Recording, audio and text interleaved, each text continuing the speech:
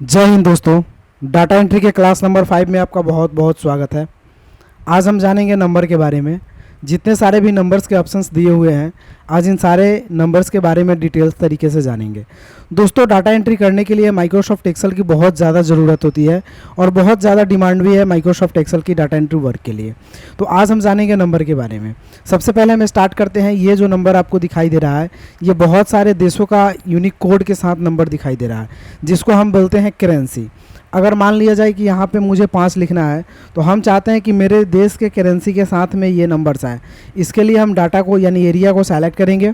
Select करने के बाद जो भी देश की करेंसी है, जैसे हम यूनाइटेड स्टेट की ले लेते हैं, तो यहाँ पे क्लिक कर लेते हैं। तो जो कुछ भी अब हम नंबर टाइप करेंगे उसके साथ ऑटोमेटिक एक करेंसी आएगी, वो यूनाइटेड स्टेट की करेंसी आएगी। इसी तरह हम इंडियन करेंसी चाहते हैं, तो एरिया को सेलेक्ट करेंगे, करेंसी ऑप्शन में जाएंगे। यहाँ तो इतना ही सारी करेंसी दिख रही है, लेकिन मोड अकाउंट ऑप्शन में जाएंगे और यहाँ पे करेंसी ऑप्शन पे क्लिक करेंगे। तो यहाँ पे सिंबल पे जाकर के हम सारे देश के करेंसी यहाँ पे चेक कर सकते हैं।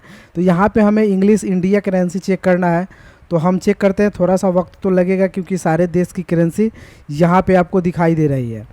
तो हमें इंग्लिश इंडिया करेंसी चूज़ करना है, इंडियन रुपीज़।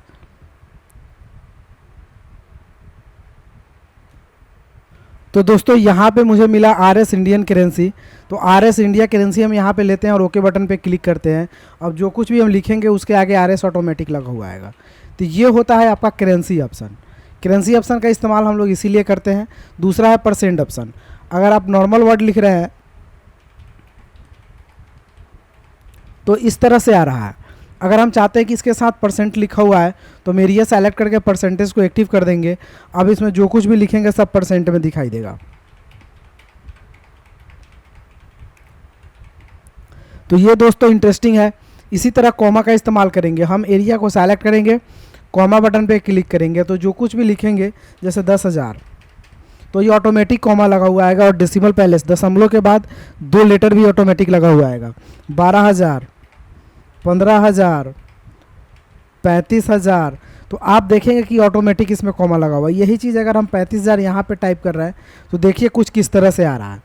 अब दशमलव के बाद यहाँ पे इंक्रीज डेसिमल से हम ये इंक्रीज कर सकते हैं जीरो की वैल्यू, और डिक्रीज डेसिमल से जीरो की वैल्यू हम डिक्रीज कर सकते हैं, मीन्स हटा सकते हैं।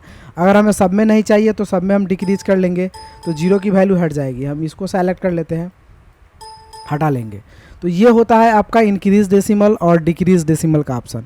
अगर इन सारे फॉर्मेट को नॉर्मल करना चाहते हैं, आपने बहुत सारे चीज़ अप्लाई कर लिए, तो कंट्रोल ए बटन से हम सबको सेलेक्ट कर लेते हैं।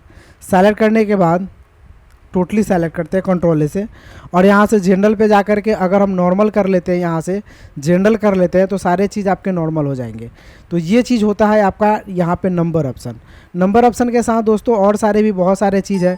जैसे मान लिया जाए आपको कुछ लिखना है, आरएस वगैरह लिखना है, तो आप चाहते हैं कि यहाँ पे कोई नंबर जैसे दिया हुआ है 5 और यहाँ पे एक नंबर है 6, दोनों में कैलकुलेशन होकर यहाँ आना चाहिए।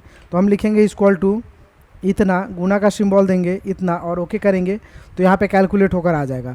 लेकिन यहाँ पे हम टाइप करेंगे अगर कीबोर्ड से RS6 और यहाँ पे टाइप करेंगे हम RS5 और दोनों को गुना करके हम यहाँ लिखेंगे इक्वल टू इतना गुना इतना, तो ये वैलिड नहीं होगा, ये अनवैलिड हो जाएगा। तो ये चीज़ करने के लिए भी हम जनरल ऑप्शन का इस्तेमाल कर सकते हैं। अगर मान लिया जाए कि यहाँ पे RS वगैरह लगा हुआ है पहले से, हम एक्स्ट्रा सेलेक्ट किए, चाहे डॉलर लगा लिए या RS कुछ भी लगा लिए, जैसे डॉलर इसमें लगा लिए 5, इंटर कर लिए, और यहाँ पे लिख दिए 6, इंटर कर लिए। दोनों में गुना करके यहाँ लाना है, तो हम टाइप करेंगे इक्वल टू इतना, गुना का सिंबल देंगे इतना और ओके करेंगे, तो ये वैल्यू आपको यहाँ पे दिखाई देगा, ये एरर आपको दिखाई नहीं देगा। तो ये होता है नंबर ऑप्शन का इस्तेमाल। दोस्तों, आज के क्लास में इतना ही, फिर सीखेंगे हम लोग अगले क्लास में। अगर वीडियो आपको अच्छी लगी हो और कंप्यूटर सीखना चाहते हैं तो चैनल को ज़रूर सब्सक्राइब करें। फिर मिलते हैं अगले वीडियो में, तब तक के लिए जय हिंद, आपका दिन शुभ हो। Thank you for watching.